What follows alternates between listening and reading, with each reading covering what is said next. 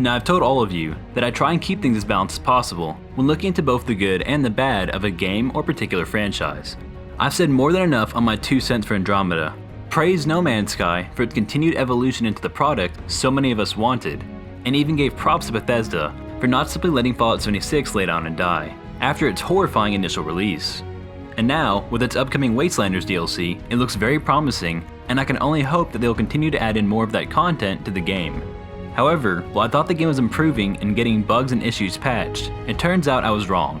And with the release of the most recent patch 11, the Fallout 76 community on Reddit has exploded with anger, and they've declared enough is enough. This community, by the way, is truly one of the best communities on Reddit that I've seen. Hell, even married couples online have become friends in that game and sent each other baby gifts. So if this community is upset, then they have a reason to be so. So for this first part of the video, I'm going to be looking at some of the complaints of users and their posts.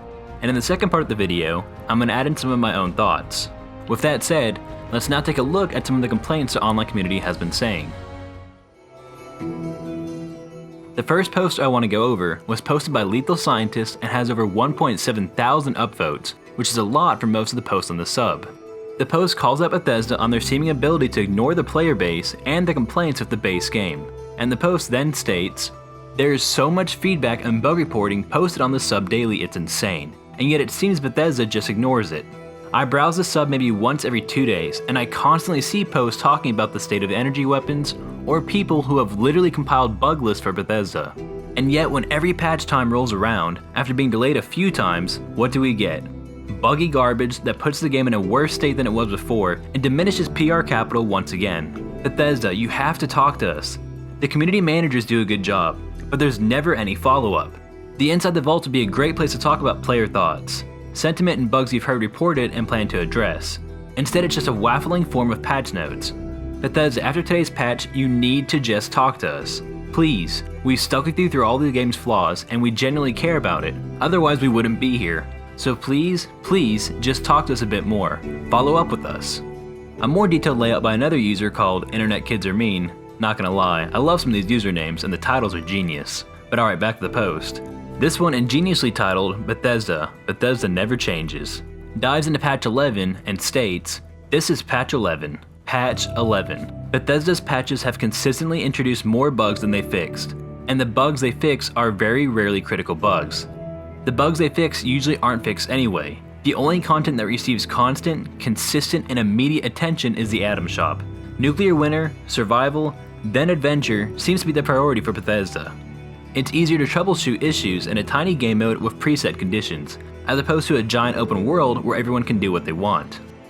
Lots of perfunctory responses, promises, and apologies. Like most, I was happy to see members of Bethesda's team posting here. Now I realize that they're just spin doctors. Todd's fake apology about the launch was a nice touch too. Locked in the stocks of Town Square for one day, forced to eat crow. It gave players a nice sense of justice and actually convinced us they're going to do something about the game. Remember when the lever action reload bug made it through 3 Fallout 4 DLCs, all of Fallout 76 development, alpha, beta, and the first 3 months of live gameplay? A bug that was probably reported 10 minutes after someone started playing Far Harbor during development? No pun intended, but people have been screaming for text chat, and overall better communication since beta. A modder made a text chat mod that is literally a .dll file, or at least it was a few months ago. It had global chat, trade chat, and private chat options. We're 8 months in and I still can't even use your stock VoIP because the service is blocked by a lot of big time telecom companies. This next post by Ignis Renovation goes into how tired this diehard community is of the lack of PR statements, and offers some simple suggestions and changes that need to happen to the game, and they need to happen soon. If this game not only wants to do right by its fans, but also if they want continued success for the game and the community to keep growing. His post reads, 1. Fire your PR person. I don't want to be mean here, but seriously, what the hell are they doing? Here, let's try this on for size.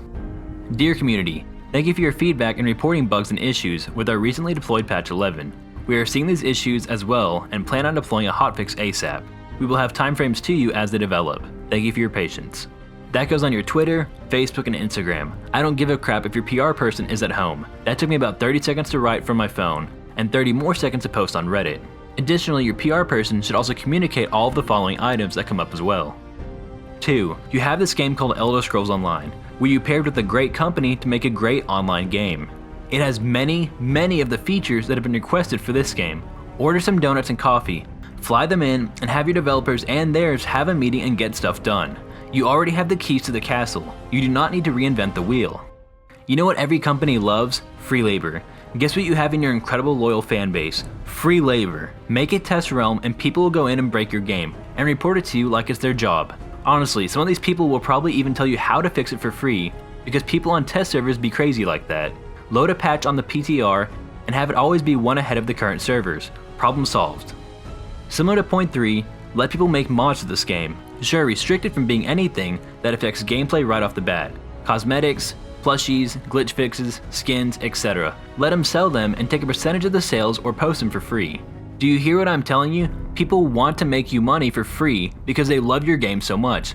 This is a win-win-win. Lower the cost of your atomic shop items. Look, I want you to make crap loads of money. The more you make, the more this game develops and evolves. Great.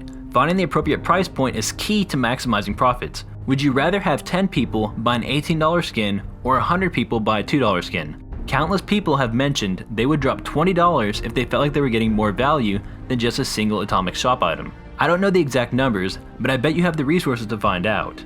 6. Add a subscription fee or a seasonal pass that does something like gets me all the atomic shop items for a month. Make sure it's a good deal, akin to 50% off the atomic shop retail. That way it's optional, doesn't provide in-game benefits above free to play, and we can support you. This subreddit has 200,000 members. If half of those chose to subscribe for even just $10 a month, a steal for the atomic shop items, that is a cool million in bonus capital to throw around each month. I know it can feel like we're hammering on you, but we want you to succeed. We want to give you dollars so you keep making and improving games we love, but you need to adopt to the online game world like ESO did. Okay, sorry for all that reading, but I thought it was best that I read to you all many of the complaints that are gaining traction on the subreddit, and show them to you since I'm sure many of you all aren't subscribed to the community or keep up with it out of the sea of subreddits. And let me start off by saying that I think Fallout 76 will never be forgiven for the launch state that the game was in, and I don't think that the game or Bethesda should be forgiven for launching it like they did. However, I'm a person that appreciates and respects publishers and developers who admit their mistakes, accept the blame, and then work as hard as they can to try and make a damn good game. I was under the impression that Fallout 76 was in fact doing this.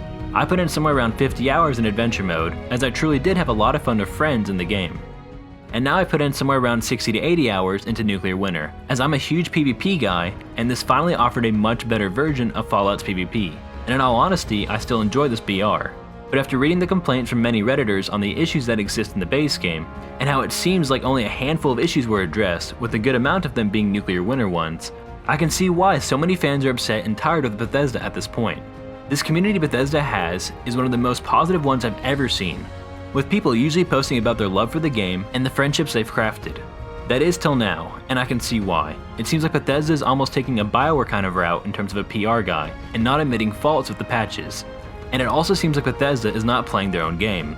I mean, come on, they left frog legs in Nuclear Winter, and still haven't fixed the magazine that lets you jump like the Hulk in a game that's supposed to be a leveled BR playing field.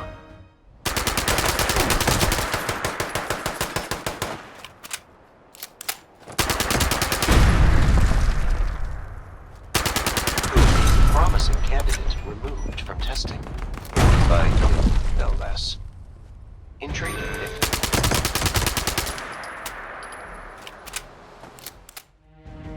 If Bethesda really wants Fallout 76 to make a true comeback, then they need to start with the aspect that they always seem to brag about, feeling like a community by listening to their fan base.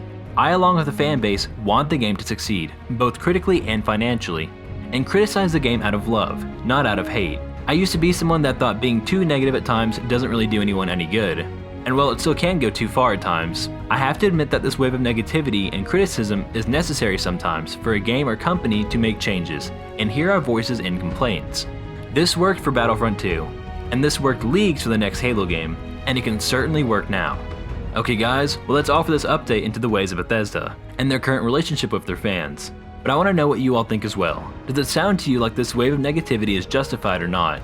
And do you think Bethesda will actually listen to their fan group and make Fallout 76 a worthwhile game?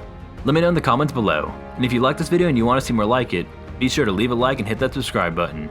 and I'll see you all on the next Shepherd Gaming video. Keyless the Lie.